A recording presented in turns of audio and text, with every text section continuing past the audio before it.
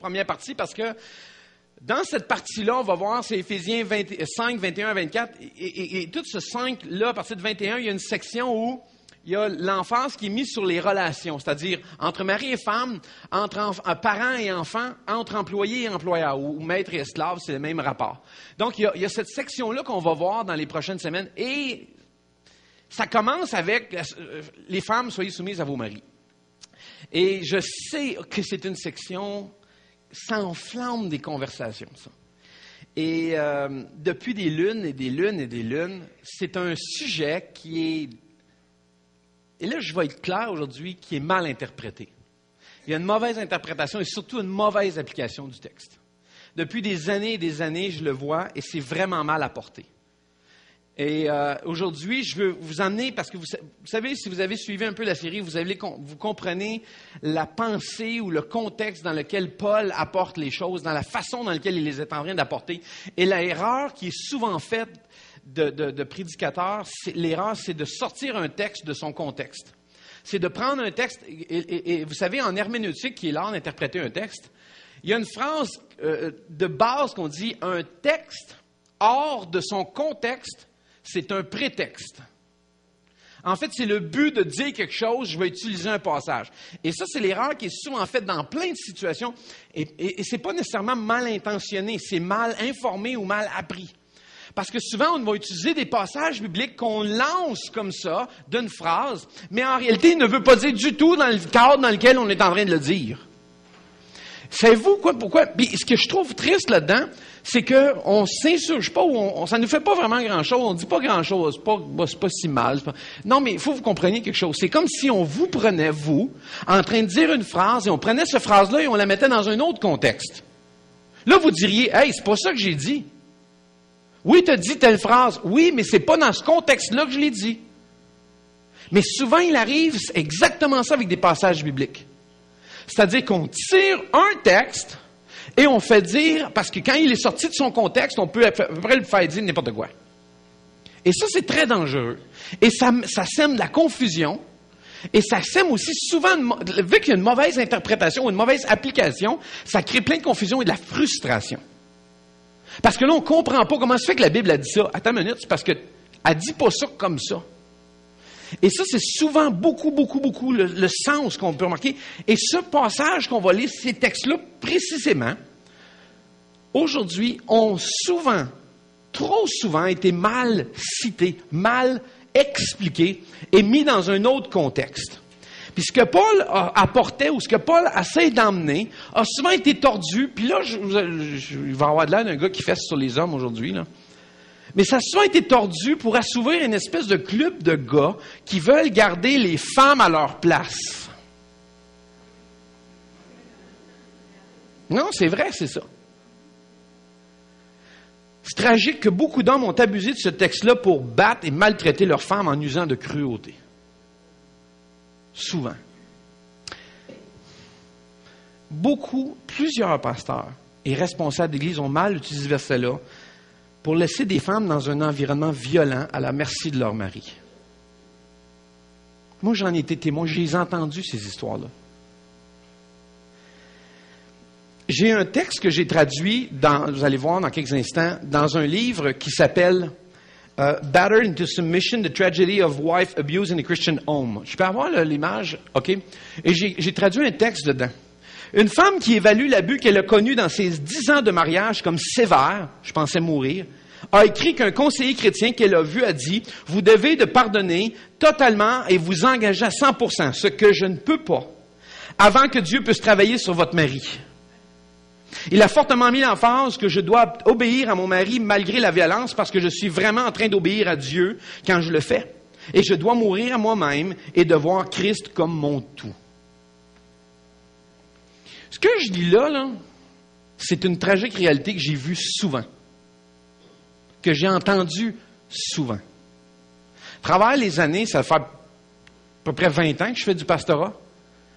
En 20 années, là, il s'en est passé des affaires dans les églises. Et c'est pas parce que tu es dans l'église que ça va bien. Et c'est pas parce que quelqu'un est chrétien qui est gentil. C'est pas parce que quelqu'un est chrétien il est tout nouveau, tout transformé. Il y a un travail, là. Et malheureusement, beaucoup de conseillers chrétiens, à une certaine époque, je vous dirais que ça change. Dieu merci, ça change.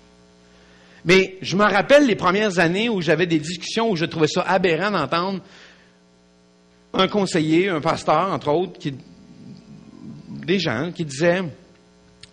Non, il disait à une femme, reste avec ton mari est violent. Non, faut que tu restes là, tu es la lumière, faut que tu l'amènes au Seigneur. C'est toi, faut que tu te soumettes à ce qu'il fait. C'est au Seigneur que tu obéis, c'est à lui que tu te redevables. Et c'était comme justifié de demeurer dans cette situation-là à cause de ça, ce que je trouve totalement stupide. Vous savez quoi? C'est mal. C'est faux. C'est pas vrai de dire ça. Si un pasteur, n'importe qui vous dit ça de l'Église, dans n'importe quelle situation, c'est pas vrai. Dieu ne vous demande pas ça. Mesdames, vous m'entendez, là? Dieu ne vous demande jamais ça. Jamais Dieu va vous demander de demeurer dans une situation de violence. Jamais. C'est totalement anti-biblique. Vous allez voir aujourd'hui, moi, vous expliquer pourquoi le contexte. Dans le dernier message, j'ai terminé avec le verset 21. Où Paul dit « Soumettez-vous mutuellement les uns aux autres ». Je vous ai dit, c'est le préambule que Paul est en train... Il commence en disant ça. Parce qu'il y a une raison pourquoi il commence en disant ça. Pourquoi la phrase qui va suivre va emmener une autre réalité. Alors, et pourquoi je dis que c'est faux? Vous allez comprendre quelque chose. Regardez bien ça, Matthieu 7, verset 12. Jésus a dit « Tout ce que vous seriez heureux que les autres fassent pour vous, faites-le vous-même pour eux. » Cela résume tout l'enseignement de la loi et des prophètes. En fait, c'est le message au mari qui bat sa femme, là. Tout ce que vous voulez que les autres fassent pour vous, faites-le aux autres. C'est ça que tu veux qu'on te fasse, toi? On va te battre. C'est ça que tu es en train de lancer comme message. Et regardez bien ça. Jean 13e chapitre, verset 34 dit, « Je vous donne un commandement nouveau. Aimez-vous les uns les autres. Et il faut que vous vous aimiez les uns les autres comme je vous ai aimé. » Jésus a battu personne.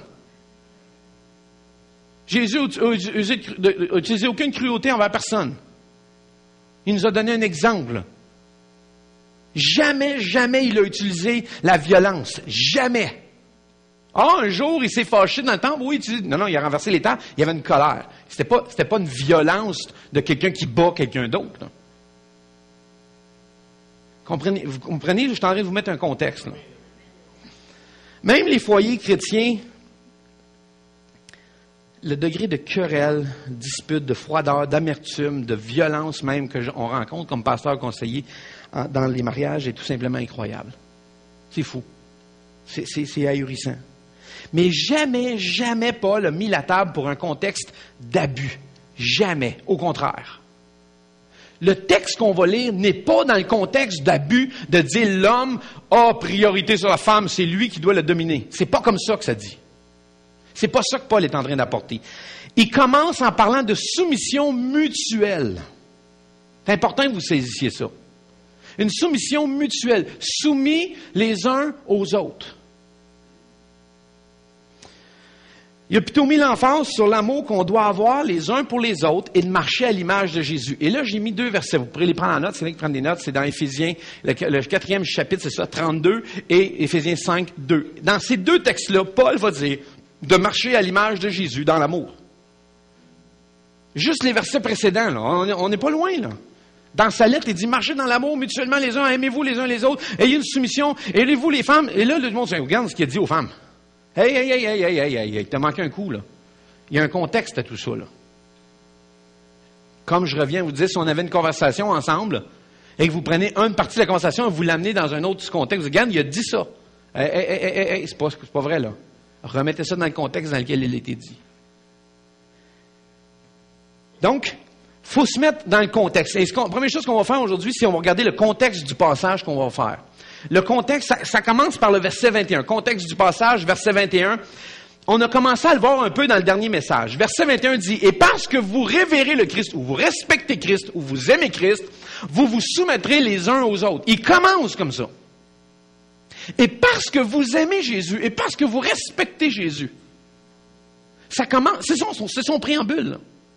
Avant d'aller dire une consigne ou une instruction, avant tout, il dit, OK, parce que vous aimez Jésus, parce que vous respectez Christ, vous vous soumettrez les uns aux autres. Il y a comme une soumission mutuelle. L'accusation la plus courante portée aux églises, à l'Église chrétienne, dans l'époque, et à tous les travaux des époques, c'est qu'elle est indifférente aux problèmes réels des gens. Qu'elle ne les aide pas dans la vraie vie. C'est beau comme aspiration spirituelle, mais dans la vraie vie, c'est comme si elle ne venait pas les aider. C'est souvent la revendication que les gens ont envers l'Église chrétienne. Déconnecté, pas connecté avec la vie réelle des gens. Par conséquent, il y a rien de plus important qu'on entende ces paroles-là comme Paul les écrit, là. Comme il les applique de façon extraordinaire dans un contexte qui amène une formule vers la paix, vers l'unité. Paul a amené toute cette notion-là de relation, les chrétiens les uns avec les autres, d'unité, de travail, de respect, de soumission mutuelle. Et là, il arrive dans un contexte particulier de mari et femme.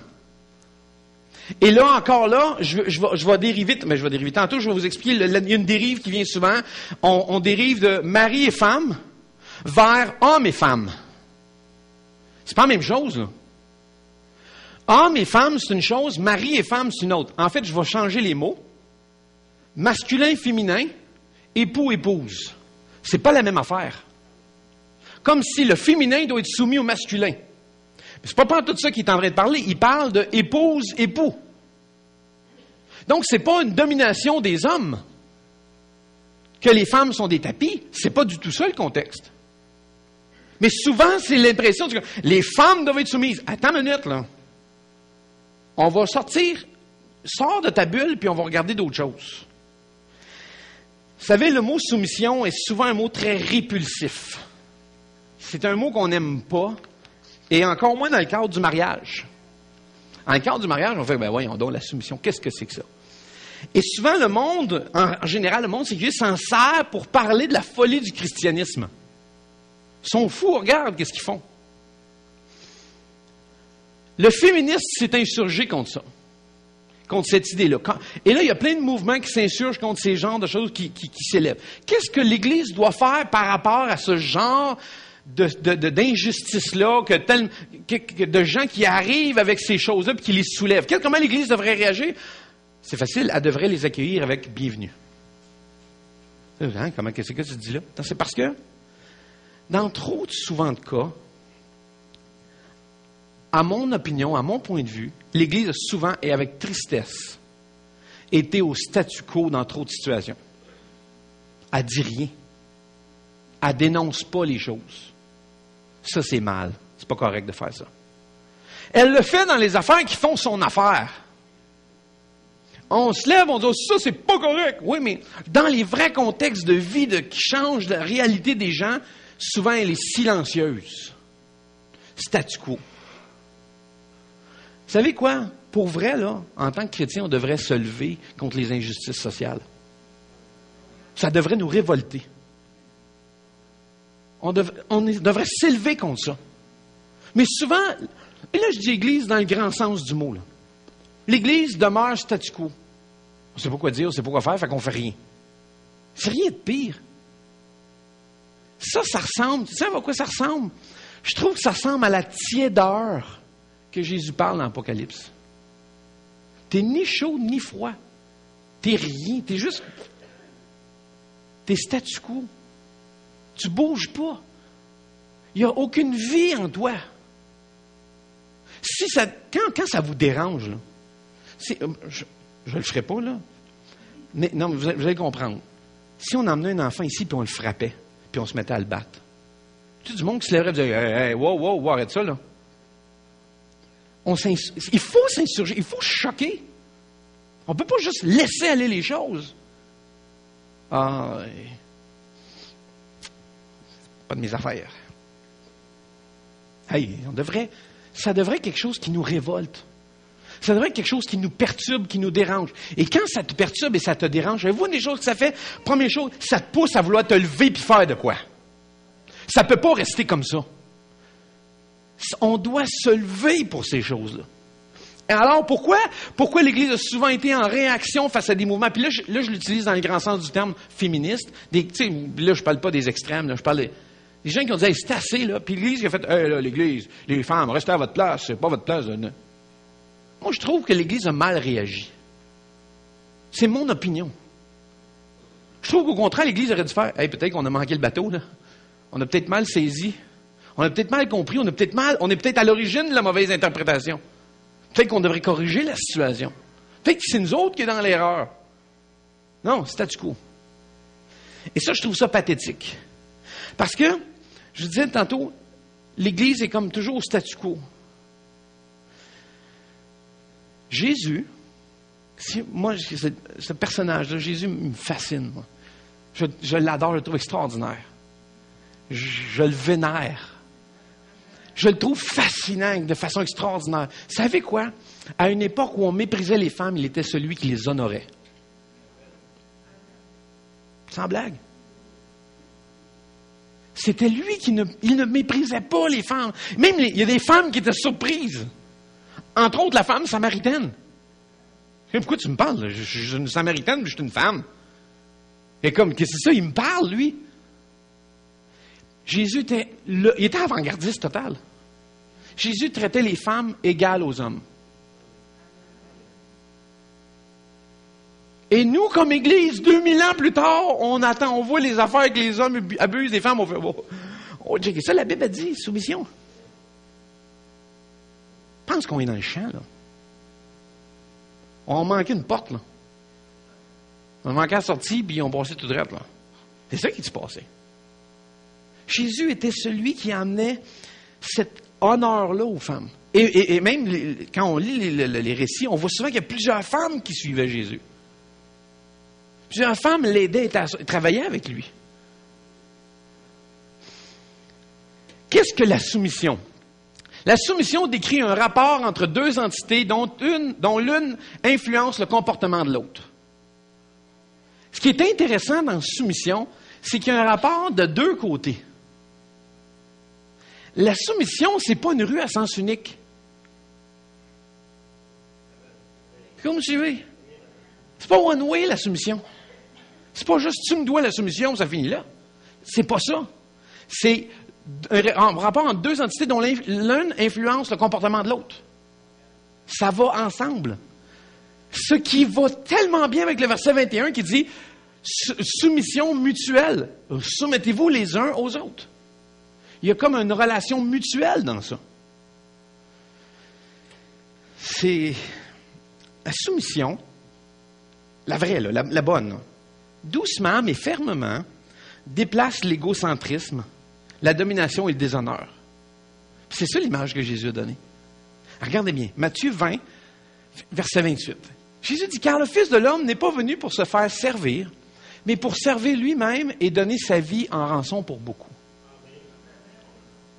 Jésus aurait pu dire, vous vous mettez soumis. Vous soyez soumis à moi, c'est moi le soumis. Ah ouais, go. Il y a une soumission mutuelle.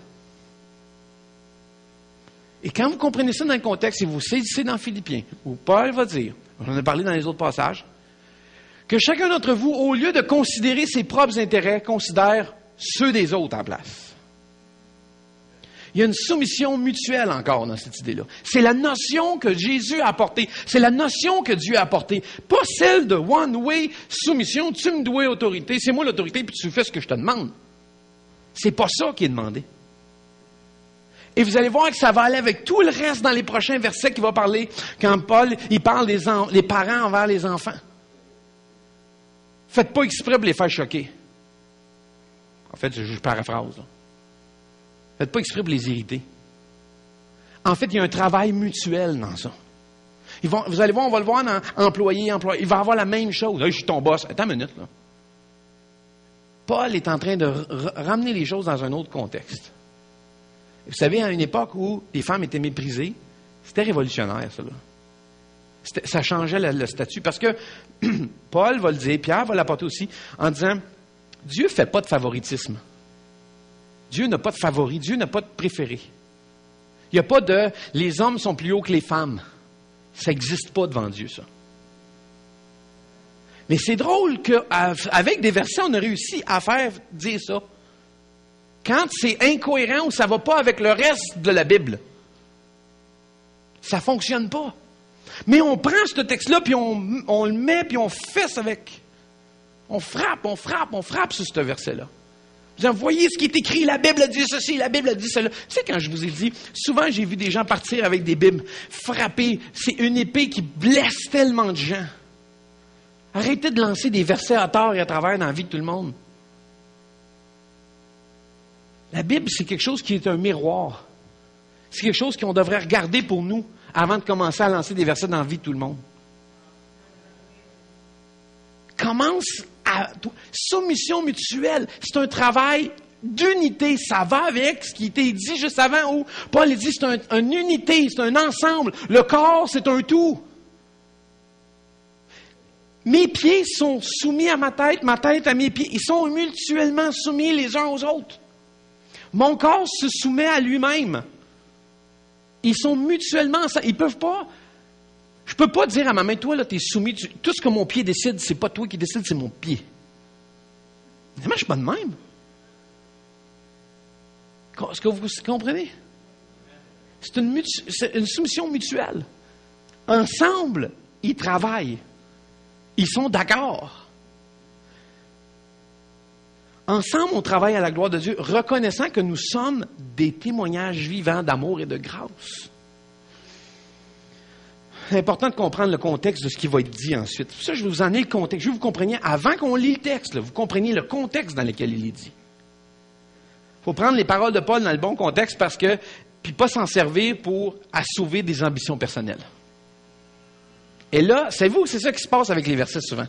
On les utilise, ils nous servent. On les prend et on les utilise dans un sens pour nous-mêmes. Que ce soit pour se justifier, que ce soit pour condamner, que ce soit pour juger, que ce soit pour critiquer, on utilise des versets. C'est pas nous qui sommes au service de Dieu, c'est qu'on prend Dieu puis on le met à notre service. Ça, c'est mal. Vous ne pouvez pas faire ça. C'est mal utiliser la parole de Dieu. C'est comme si je prenais vos paroles puis je blessais quelqu'un avec. C'est exactement ça. Mais c'est pas ça que Dieu veut faire. Dieu veut donner direction, il veut reprendre, il veut corriger, mais le but, c'est pas de te détruire. C'est pas de d'écraser. C'est une mauvaise conception. Donc, aujourd'hui, mon premier point, mon première chose, c'est un mot pour les femmes. Un mot aux femmes. Je vais faire un mot aux femmes aujourd'hui. Verset 22. Vous, femmes, en particulier, chacune a son mari, et cela par égard pour le Seigneur. OK. Vous voyez, vous, femmes en particulier, il y a un sens à ça. Là. Juste le verset 21, ça dit « Soumettez-vous mutuellement les uns aux autres. » Vous vous souvenez? Il continue la phrase. « Vous, femmes, épouses. » Vous n'êtes pas épouse? Ça ne vous adresse pas. Ce n'est pas pour vous, ça. Est-ce que vous me suivez? Hein? Non, comprenez-moi, là. C'est épouse qui est là. En particulier, chacune a son mari. Il précise, là. Et cela par égard au Seigneur. Il est en train de dire soumission mutuelle, et vous, femmes, par rapport à votre mari en particulier.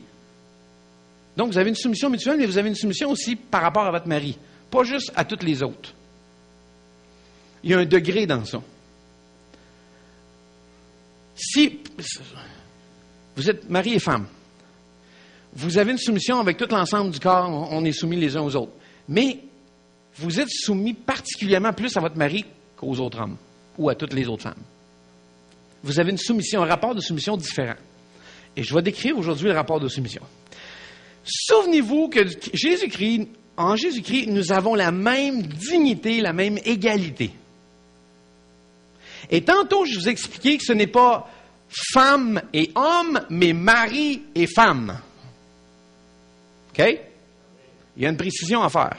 On ne peut pas l'utiliser dans n'importe quel contexte. Et ce texte-là n'a rien à voir avec une infériorité. Ça n'a rien à voir avec une infériorité. En disant, toi, tu es plus inférieur que ton mari. C'est pas du tout ça qu'il est en train de dire. Il y a une égalité en Dieu.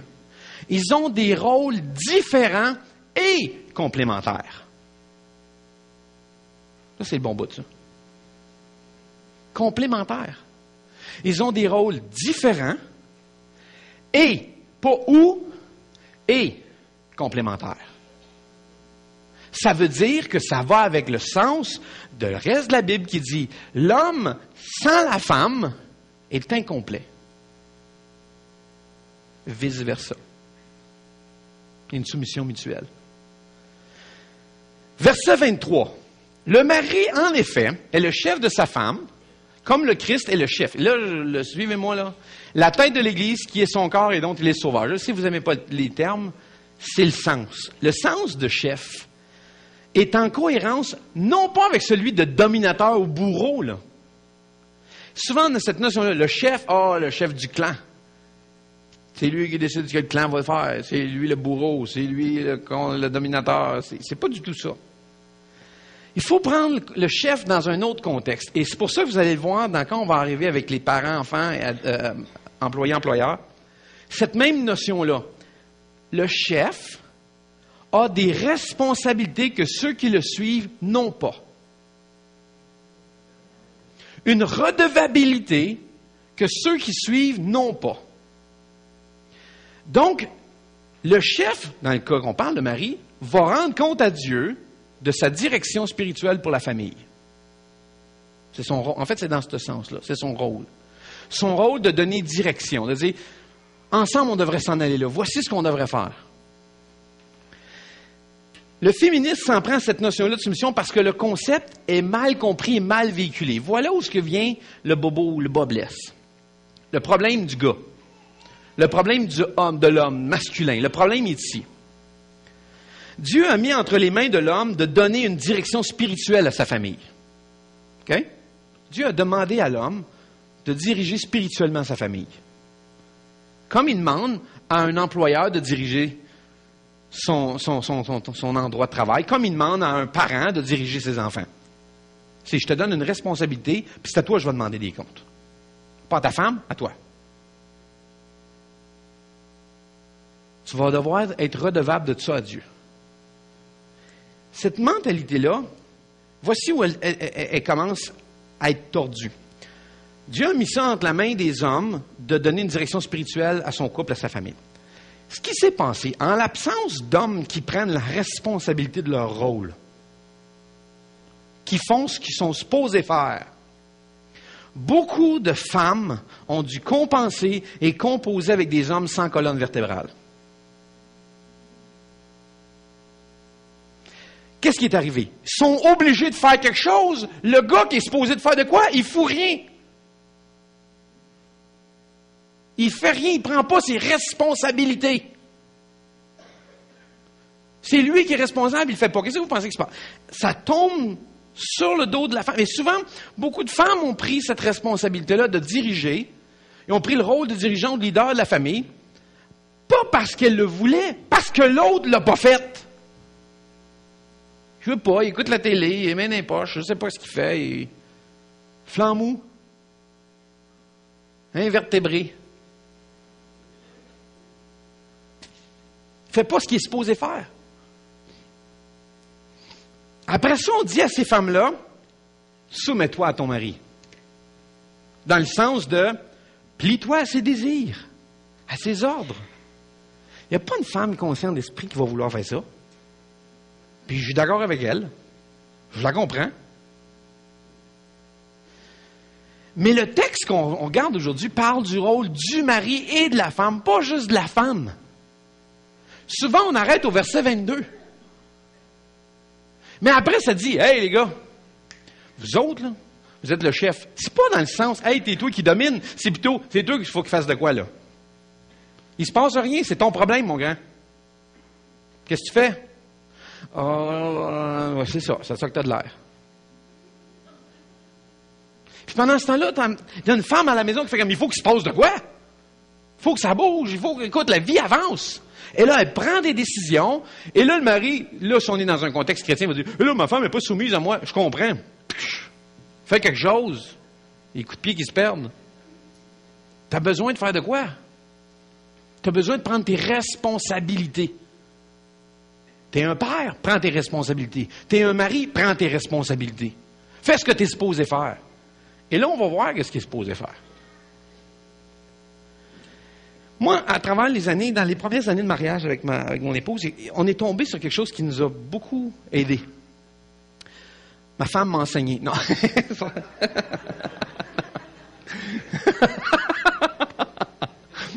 Non, écoutez, non, mais on a trouvé une définition super intéressante par rapport à la soumission. Et voici ma définition, la définition Jean-Marie de la soumission. Soumission, sous la même mission. Ma femme est sous la même mission que moi. On a une mission commune, mutuelle. Elle est sous la même mission que moi. C'est pas un tapis. C'est pas dans le sens je l'écrase. Elle est sous la même mission que moi. Je vous donne un exemple.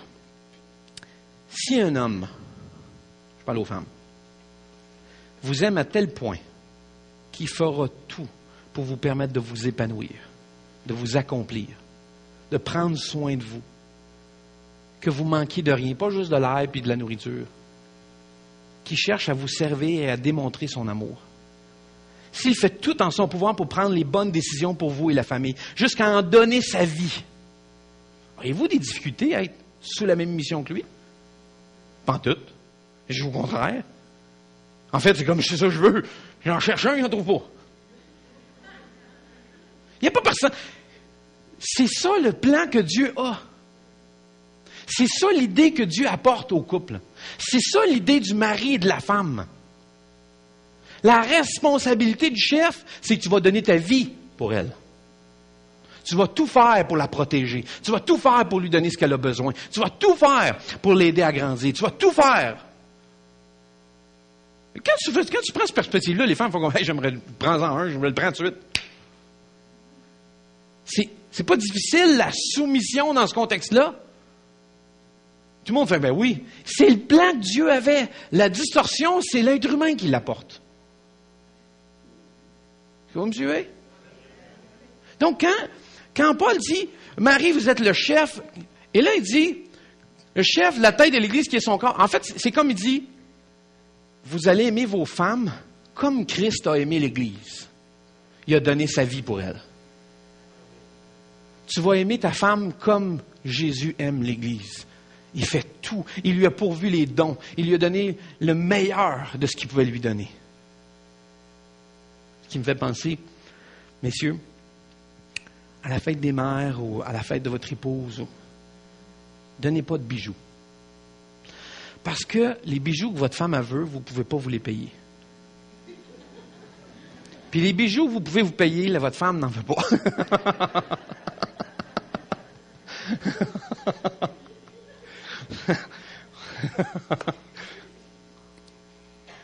Ceci étant dit, Marie, aimez votre femme comme Jésus a aimé l'Église. C'est l'intention du verset qui est là. C'est pas...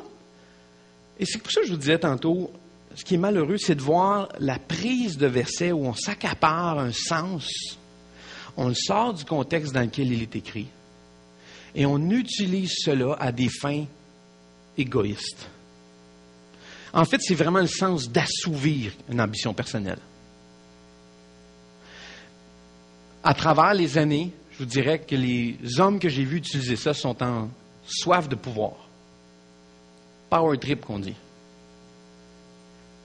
En fait, si c'est la seule façon que tu as démontré ton autorité, ta masculinité n'est pas forte. Je sais que ce n'est pas cette semaine qu'il va y avoir beaucoup de likes là, sur nos affaires, là, avec les genres de phrases comme ça. Là. Mais c'est ça que le texte dit. Et il ne dit pas, Marie, abusez de vos femmes. Utilisez-les. Elles vous sont soumises.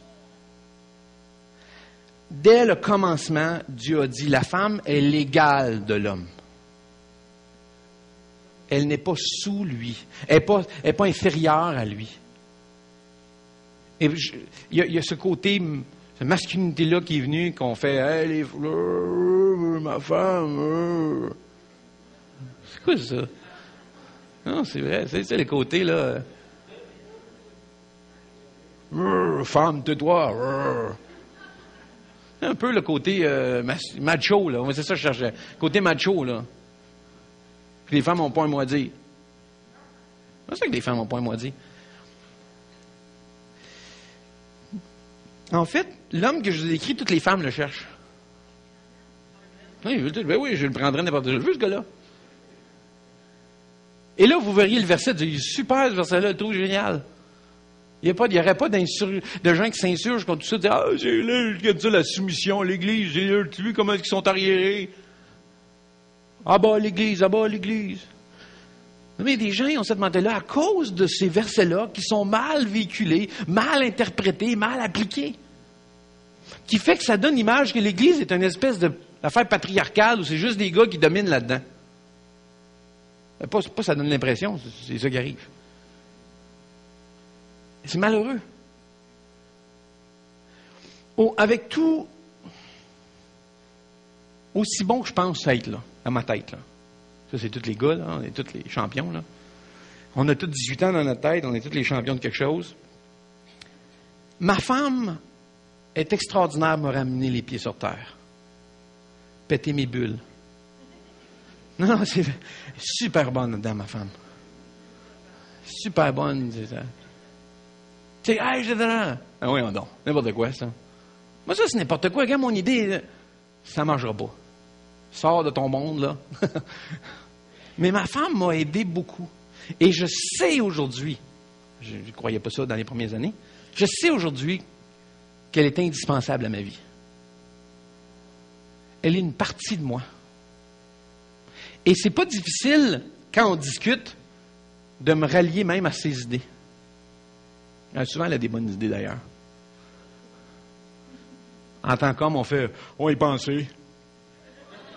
Puis on fait « arrête d'y penser avant ».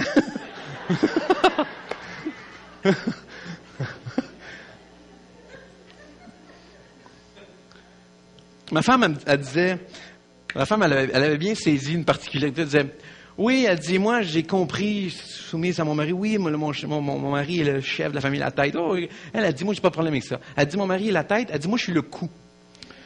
Le cou supporte la tête et le fait tourner dans la bonne direction.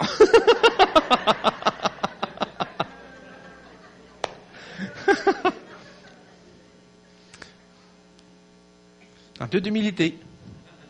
C'est un rôle mutuel. Dieu me demande des comptes à moi. Mais ça ne dit pas tu auras toutes les idées et c'est toi qui décideras de tout. C'est pas ça que ça dit. Ça, c'est de l'extrapolation. Ça, c'est sortir n'importe quoi là, du texte. C'est pas ça que c'est écrit. C'est pas dans ce sens-là que c'est écrit. Ça commence avec la soumission mutuelle. C'est un travail ensemble. Ça commence ensemble. Et vous ne pouvez pas imposer de l'autorité. Ça se gagne. Patron, parent, vous allez voir, ça c'est pire dans ceux qu'on va suivre. Là. Moi, le boss, c'est moi qui décide. L'autorité, ça se gagne. C'est quelque chose que vous gagnez. On accepte l'autorité de quelqu'un quand on voit les bonnes décisions qu'il prend, puis on veut se soumettre volontairement à ses décisions. La Bible a dit de se soumettre aux autorités. Hein, tout le monde dit, c'est toi autorité. Moi, je suis ton autorité, soumets-toi à moi. Alors, on utilise des versets de tout croche, on fait un ramassis. Avec ça, on les met tous dans un package deal d'autorité. Tous les versets sur l'autorité. Dieu te dit, on commence avec ça. Toute cette autorité est instituée de Dieu. Dieu dit de te soumettre aux autorités. Je suis une autorité, soumets-toi à moi. Ça, c'est notre équation. Et c'est pas ça, pantoute. La Bible va même dire, si l'autorité agit mal, si elle est contre la parole de Dieu, tu n'as pas à suivre ce qu'elle dit. Allô? Si elle va à l'encontre de ce que Dieu prescrit, c'est pas l'autorité que tu suis, c'est Dieu. Donc, si ton mari va à l'encontre de la parole de Dieu, c'est pas lui que tu suis, c'est Dieu. Donc, si tu es dans un contexte qui ne marche pas, les lumières, là, allumez-les. C'est le temps d'allumer les lumières. Je sais que c'est pas facile. Je sais que je parle d'un sujet que tout le monde fait, voyons non, ça n'existe pas, ça. C'est tabou, ça. C'est des sujets tabous. D'ailleurs, vous savez, je suis quand même assez bon là-dedans, de toujours soulever des affaires tabous. Ce qui me vaut d'ailleurs toute une réputation. Ça ne me dérange pas, moi, d'en parler. Parce que je pense que ça fait partie de la vérité de la parole de Dieu, puis que la parole de Dieu, elle parle au monde d'aujourd'hui dans la vraie vie de tous les jours. Donc, quand on dit « Marie, aimez votre femme comme Jésus-Christ a aimé l'Église et a donné sa vie pour elle », c'est extraordinaire d'avoir un rôle d'un homme comme ça. C'est comme ça que Jésus a dit « Je vous ai donné un exemple. » Messieurs, Marie, là, voici un exemple à suivre, Jésus. Faites comme lui avec votre femme. Pendant le temps qu'il n'est pas là, il l'a pourvu. Il a pourvu aux dons. Il lui a fait des dons. Là, j'essaie de vous aider, là. J'espère que vous la poignez, là. Vous n'êtes pas là à donner des dons.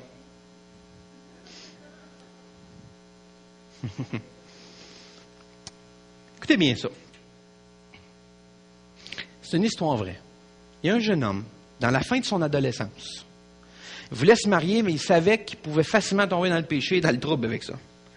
Et il a été intentionnellement devenu impliqué dans l'Église. Il s'est décidé, il dit, moi, m'impliquer dans l'Église. Il a rejoint un petit groupe avec des couples mariés desquels il pourrait apprendre.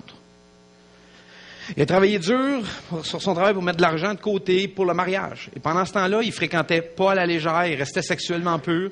Il a commencé à mettre des prières dans un journal, des versets, des pensées pour sa future femme. Avec la foi que Dieu, un jour, apporterait une femme pour lui. Et il a commencé à tout écrire ça, les versets, comment il la traiterait, comme toutes ces choses-là. Puis, il a finalement rencontré une jeune fille. Il l'a fréquentée, il lui a proposé le mariage, elle a accepté, elle a dit oui, ouais, bravo. Lui et sa fiancée ont pris des cours de préparation au mariage à l'église, ils ont fini par se marier, et comme cadeau de mariage, il lui a donné le journal qu'il avait gardé toutes ces années-là. Il lui a donné comme cadeau de mariage. Sans surprise, elle a été incroyablement émue, elle s'est mise à pleurer, elle a aimé le cadeau, parce que page après page, elle lisait la façon dont il aimait Jésus et qu'il l'aimait elle avant même qu'ils se soient rencontrés. Vous savez quoi? Ce que je viens de vous décrire là, c'est exactement ce que Jésus a fait. Il nous a écrit plein de textes avant sa venue, avant même qu'il nous rencontre. Plein de choses qu'il ferait avec nous, qu'il voudrait nous donner. Comment il voudrait nous traiter. Des prières à notre sujet. Et un jour, comme cadeau, il nous l'a offert. Voici tout ce que je pense de toi. Voici à quel point je t'aime. Voici comment je veux te traiter. Il l'a fait. Vous savez, quand on... à un moment donné, je cherchais des choses il y a quelques années sur les couples. Et je suis tombé sur quelque chose de super intéressant. Un vœu pour les hommes que j'ai beaucoup aimé. J'ai trouvé super intéressant. Puis je vais juste vous lire une petite partie. Ça dit, « Je fais l'engagement que mon Église va être servie par moi. Mon épouse sera aimée par moi. Mon épouse sera servie par moi. Ma famille sera dirigée par moi. Ma femme sera couverte de prières par moi. La Bible sera ouverte dans ma maison par moi. » En voulant dire, j'ai une responsabilité dans mon foyer. J'ai une responsabilité dans mon couple. Et si moi, je ne prends pas la responsabilité, qui va la prendre? Si moi, je ne fais pas ce que je suis posé de faire, qui le fera? Le mariage chrétien veut dire une amitié de deux partenaires, pas une tyrannie. C'est pas ça. C'est pas une domination de un sur l'autre. Ce qui m'emmène à mon deuxième point. Honorer le Seigneur. Honorer le Seigneur. Nous disons, oui, on honore le Seigneur. Paul parle de cette notion dans son texte, et malheureusement, encore une fois, des hommes ont tordu le sens. Semblait à vouloir dire que les femmes devaient traiter son mari comme son Seigneur. C'est tellement loin de la vérité. La Bible a dit, vous avez un seul Seigneur. Trop d'hommes ont abusé de cette position-là pour justifier leur comportement. Puis regardez bien, verset 23.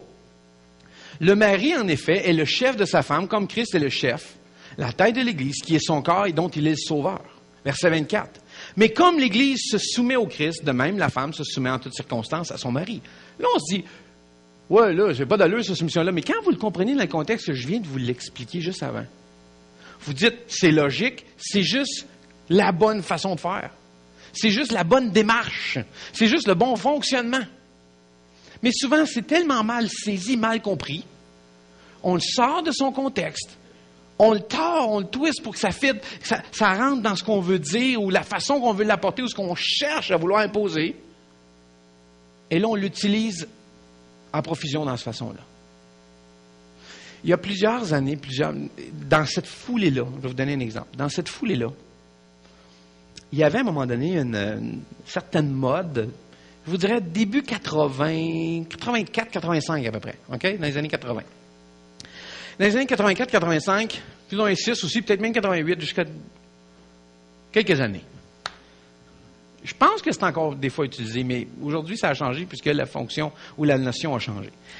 Il y avait un moment donné où tu rentrais à l'église puis tu ne pouvais plus sortir de l'église. Parce que dès que tu venais pas à l'église ou tu voulais aller dans une autre église, on sortait un verset qui disait « N'abandonnez pas votre assemblée comme c'est la coutume de quelques-uns. » Texte dans Hébreu. Et là, on disait ça aux gens, tu peux pas loger l'église, c'est écrit, Yann, c'est pas correct ce que tu fais là. Tu peux pas aller dans une autre église, c'est pas correct. Tu quittes pas ton assemblée. C'est n'importe quoi. Parce que quand vous lisez ce texte-là, le sens du verset, c'est de quelqu'un qui est en train d'être encouragé à ne pas abandonner la foi. Parce que le mot assemblée, c'est là que vient la problématique. Le mot assemblée en grec, c'est le mot ecclésia. Ecclésia, duquel on tire le mot église. Et voilà. Vous voyez la confusion qui vient? Là, on dit, mais tu vois, ça dit de ne pas quitter l'église. Non. C'est pas ça que ça dit. Ça dit, ne cesse pas de t'assembler. Ça veut dire, ne cesse pas d'aller dans une église. Reste pas chez vous toute seule. Ne t'isole pas dans ta vie chrétienne. C'est ça le sens qui est là. Le sens du verset dans Éphésiens, il s'est passé la même chose. Où on a pris la soumission et on l'a emmené dans le même contexte. Ça dit les femmes, il faut qu'elles soient soumises. C'est exactement le même sens de mauvaise interprétation. Et ces mauvaises interprétations-là sont comme le principe de l'oreiller de plume. Un jour, une dame critiquait le pasteur, n'arrêtait pas de dire des choses méchantes à son sujet. Et un jour, elle s'est rendue compte que ça lui faisait du tort, ça faisait mal, puis c'était pas correct ce qu'elle faisait. Savez-vous ce qu'elle a fait? Elle est allée voir le pasteur. Puis elle s'est dit, je m'excuse, je demande pardon de ce que j'ai fait. Qu'est-ce que je pourrais faire pour réparer la situation? Il lui a dit, c'est facile, allez sur le toit de l'hôtel de ville. En haut, au plus haut, vous pouvez aller, prenez une oreille de plume, puis ouvrez-la. Puis après ça, venez me voir. Donc, elle s'en va, rouvre ça sur le toit, elle revient avec l'oreiller vide. Et il lui dit, pasteur, j'ai fait exactement ce que vous demandez. Qu'est-ce que vous voulez que je fasse maintenant? Une semaine s'est écoulée. Il lui dit, maintenant, je veux que tu retournes à cet endroit-là et que tu récupères toutes les plumes. Ce que tu as dit, c'est parti. C'est fini. Tu ne pourras jamais les rattraper. Ce qui s'est passé avec des versets comme ça, c'est exactement la même chose. On a amené une confusion, on a amené une mauvaise interprétation. Qu'est-ce qu'on pourrait faire pour le réparer? On peut juste essayer aujourd'hui de rectifier les choses. Mais il y a des affaires qui sont parties. Il y a des couples qui ont été détruits. Il y a des familles qui ont été brisées à cause de ça. Il y a des relations qui ont été néfastes et dégradantes à cause de ça. Qu'est-ce qu'on peut faire? Je pense au proverbe... Je pense que c'est un proverbe africain qui dit « Le meilleur temps de planter un arbre, c'est il y a 20 ans. Le deuxième meilleur temps, c'est là. Si tu n'as pas pu le faire avant, fais-le tout de suite, fais quelque chose. » Ça, c'est prendre une responsabilité. Si vous êtes un mari, puis vous n'avez pas fait les bonnes affaires avant, OK. OK, c'est fini là, OK? Reviens-en. Il y a des conséquences que tu vas devoir vivre avec. Mais à partir de maintenant, fais ce qu'il faut pour que ça change. Prends les directions, prends la bonne direction, prends les bonnes décisions. Va dans la bonne démarche. C'est ton rôle, ta responsabilité. Ma femme ne se soumet pas, j'ai entendu celle-là. Ma femme ne veut pas se soumettre. La façon dont tu le dis, je ne le ferai pas moi non plus. Ça sonne comme ma femme ne veut pas écouter. Peut-être qu'elle a des raisons de ne pas t'écouter. Tu as pensé à ça? Mais c'est moi le chef, justement. Réfléchis donc un peu. Je vous dis comment je parle, là. Je le dis comme ça. C'est sûr qu'il y a toujours des gens qui me trouvent un peu direct. Hein? Au moins, ça a le mérite d'être clair. Moi, je me dis, quand on lit ces textes-là,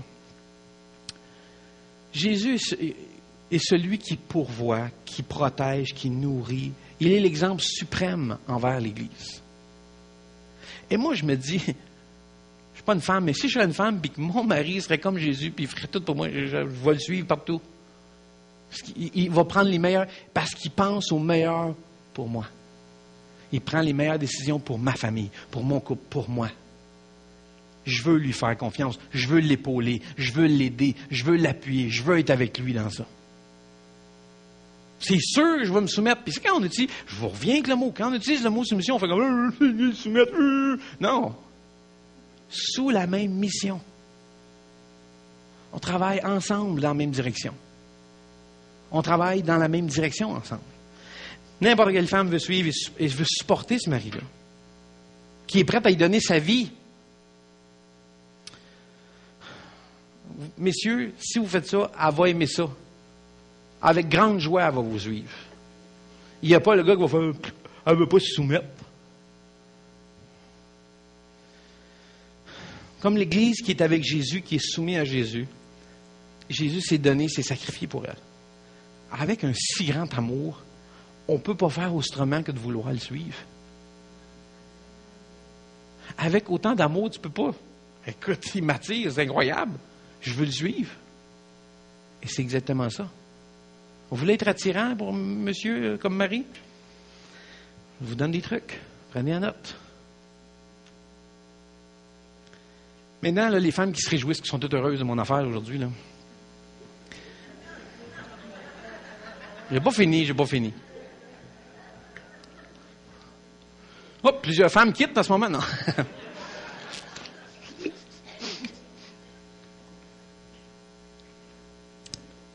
Je vais inviter les musiciens à venir. Je vais terminer avec quelque chose qui résume assez efficacement le rôle aussi des femmes. Et je l'ai mis à l'écran, je crois. Je suis pas mal certain. Es-tu là? Peux-tu avoir la prochaine diapo? Oui, et voilà. Nous devons être très prudents de ne pas surestimer cet enseignement biblique sur l'autorité. Cela ne signifie pas que l'autorité des maris, des parents et des maîtres est illimitée ou que les épouses, les enfants et les travailleurs sont tenus de donner une obéissance inconditionnelle. Non, la soumission requise est à l'autorité de Dieu déléguée à l'homme. Si par conséquent ils abusent de leur autorité donnée par Dieu, par exemple en commandant ce que Dieu interdit ou en interdisant ce que Dieu commande, alors notre devoir n'est plus consciemment de se soumettre, mais consciemment de refuser de le faire. De se soumettre dans de telles circonstances serait de désobéir à Dieu. Le principe est clair. Nous devons nous soumettre jusqu'au point où l'obéissance à l'autorité humaine impliquerait la désobéissance à Dieu. L'autorité divinement déléguée ne doit jamais être utilisée égoïstement, mais toujours pour les autres au profit pour lequel il a été donné. L'épouse a un rôle primordial à jouer. C'est-à-dire d'être sous la même mission que son mari, de le supporter, d'être avec lui, de l'encourager. Femme, vous avez un mari, là. Il faut vous donner un petit truc. Vous voulez qu'il prenne de la place, vous voulez qu'il s'élève, qu'il devienne extraordinaire. Montrez-lui un peu d'admiration. Ça flatte toujours son ego. Ça lui fait du bien de savoir qu'il sert à quelque chose. Ça lui fait du bien de savoir que vous croyez en lui. Ça lui fait du bien de savoir que vous respectez ses décisions.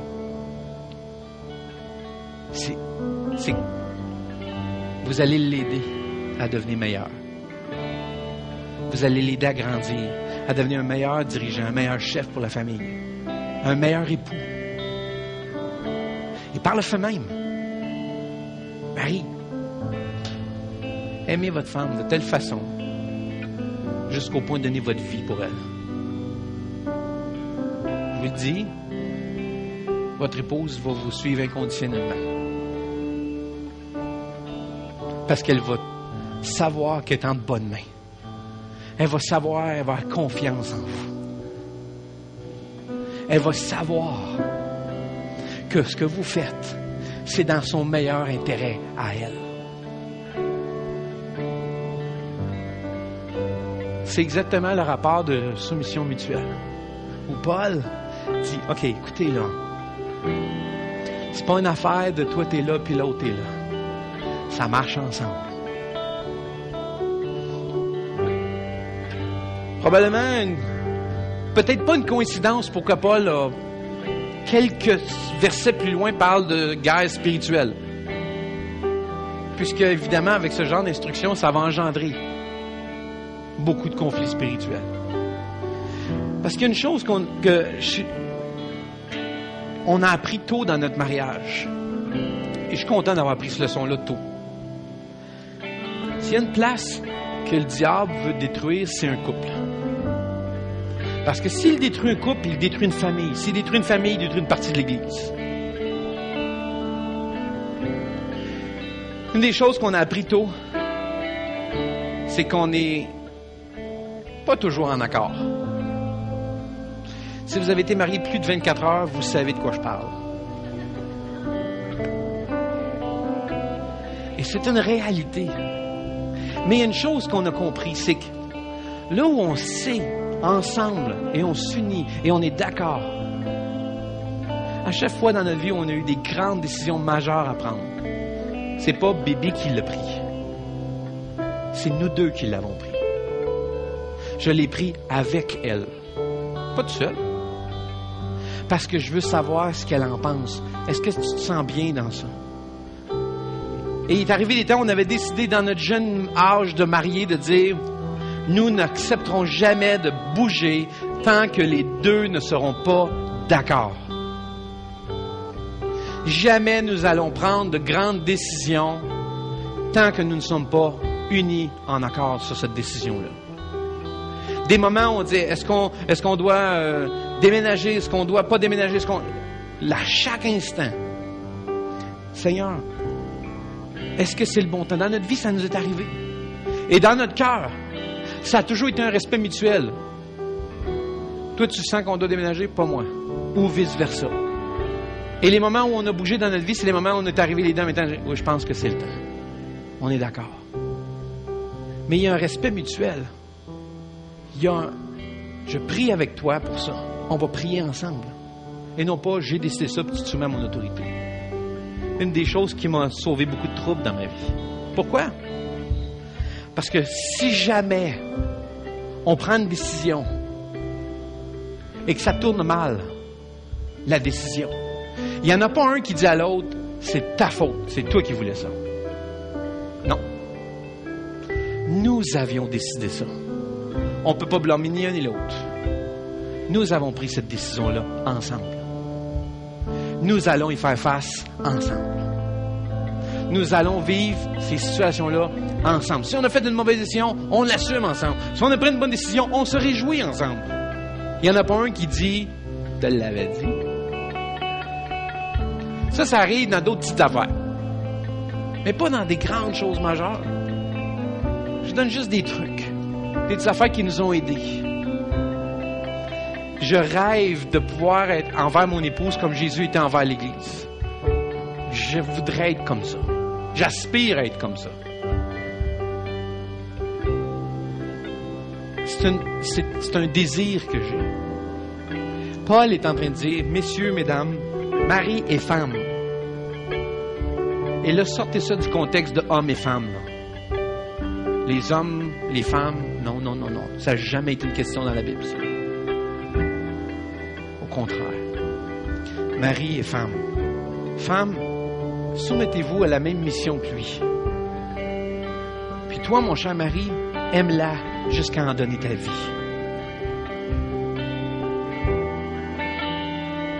Vous allez voir que ça marche beaucoup plus facilement. Beaucoup plus facilement.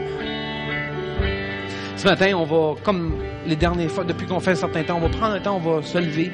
On va chanter ensemble. On va permettre au Seigneur de juste toucher nos cœurs. On va louer le Seigneur ce matin. Parce que Dieu est un Dieu infiniment grand. Amen. Mais juste qu'on puisse se lever ce matin.